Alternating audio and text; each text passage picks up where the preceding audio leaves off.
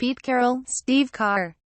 Gregg Popovich praised Colin Kaepernick for taking stand against police brutality. Seattle Seahawks coach Pete Carroll said, "We owe a tremendous amount to Colin Kaepernick for taking a stand against police brutality and racial oppression in 2016. I think that there was a moment in time that a young man captured. He took a stand on something, figuratively took a knee, but he stood up for something he believed in.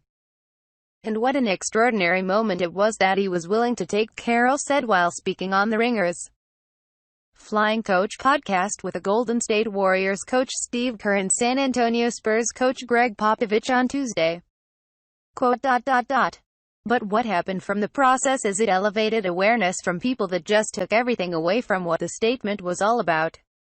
And it just got tugged and pulled and ripped apart. And the whole mission of what the statement was, such a beautiful, it's still the statement that we're making right today. We're not protecting our people. We're not looking after one another. We're not making the right choices. We're not following the right process to bring people to justice when actions are taken. So I think it was a big sacrifice in the sense that a young man makes, but those are the courageous moments that some guys take. And we owe a tremendous amount to him for sure." Kaepernick's actions came up on the podcast when Carroll was asked about how it relates to recent events, including the death of George Floyd. Floyd, a black man, was killed last week in Minneapolis after Derek Chauvin, a white police officer, kneeled on his neck for more than 8 minutes. On Wednesday, Chauvin's charge was upgraded to unintentional second-degree murder, while the other 3 officers, Thomas Lane, Jay Kung and Du Thao, have been charged with aiding and abetting second-degree murder and second-degree manslaughter, according to criminal complaints. Kaepernick's decision to protest during the anthem, and his inability to get back into the NFL after the 2016 season, came back to the forefront because of Floyd's death, as well as a piece on CNN.com by former NFL executive Joe Lockhart in which he urged a team, specifically the Minnesota Vikings, to sign the quarterback who many had believed was bad for business. To me, it's really hard to look at what's going on right now with all the violence and the protests and not look back to 4 years ago and say, look, this guy, Kaepernick, was trying to peacefully protest and nothing came of it," Kerr said. "The killings went on and nothing changed and he was actually ridiculed, so it's a real tough one to think about." The Seahawks were linked to Kaepernick 2 years ago, when they discussed hosting the free agent quarterback for a preseason workout. But the April visit was called off after Kaepernick declined to inform the Seahawks whether he planned to stop kneeling for the anthem, according to ESPN in multiple reports. Sources told ESPN at the time that Kaepernick was unwilling to give any assurances to the Seahawks, who wanted to know that he would not kneel before games during the 2018 season. Carroll publicly acknowledged the Seahawks' interest in Kaepernick but said in April 2018 that reports of what happened with the intended workout were blown up. Kaepernick, who also visited with the Seahawks in 2017, likely would have competed for a backup role behind Russell Wilson with the Seahawks, who also had quarterbacks Stephen Morris and Austin Davis on their roster at the time of the planned workout.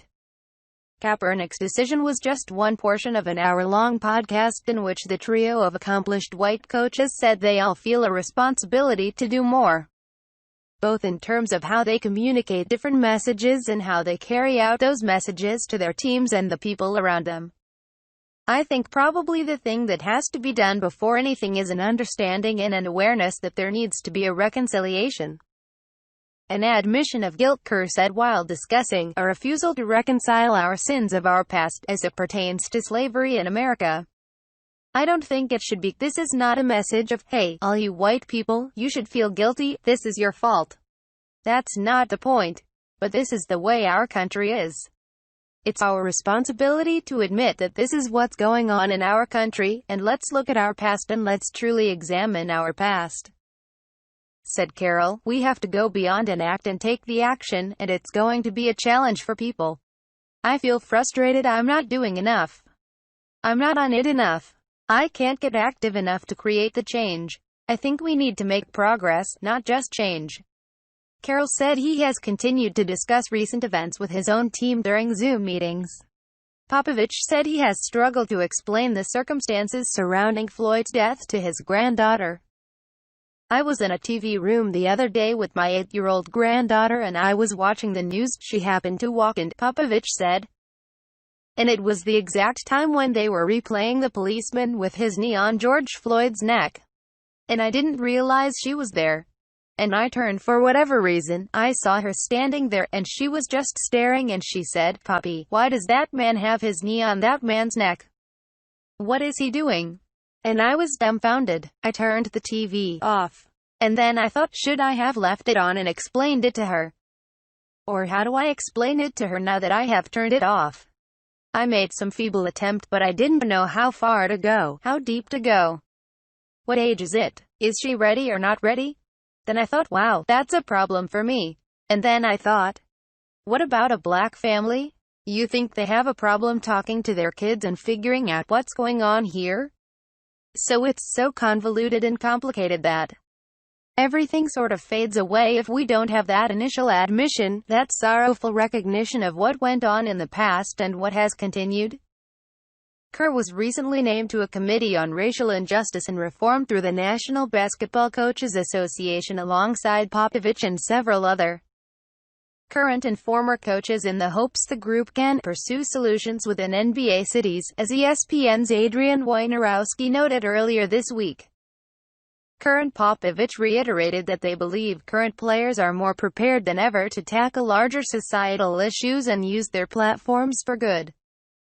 I think the players that we coach now, I think that they become a little bit more worldly sooner than in the past because so much has gone on, Popovich said. Our country has seen so much. And the internet, social media, they're so well connected. Oftentimes players tell me what's going on in the world, and I go check it out because that's the world that we have. In the past, everything was a little bit more insular. You just had your groups, your family, your team, your coaching staff.